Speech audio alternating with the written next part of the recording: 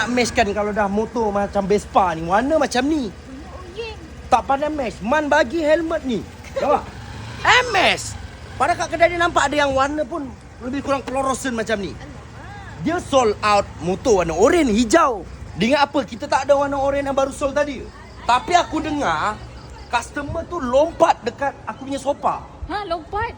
Dia lompat. Sebelum dia sold, dia lompat dulu. Color mana Oh tu. Ingat man motor je ada color fluorescent ke? Ni. Ini pun baru sold. Nampak? Tadi dengar betul-betul bertekak. Adik-beradik nak pilih antara yang merah ataupun orange. Betul ke? Betul. Alamak. 4 orang bertekak. So motor ada, minyak man motor tak penuhkan kat motor, Alamak. helmet tak bagi. Alamak. Kita kalau macam ni apa yang kita bagi customer? Adalah. Kalau kita bagi buket, tiba. Tak, aku nak claim dengan man motor, minyak dengan helmet. Cakap dia sebab aku belum payment lagi. Jangan sampai man motor jadi orang first yang bojang kari. Order tapi tak bayar. Alamak. Cepat cakap dengan man motor.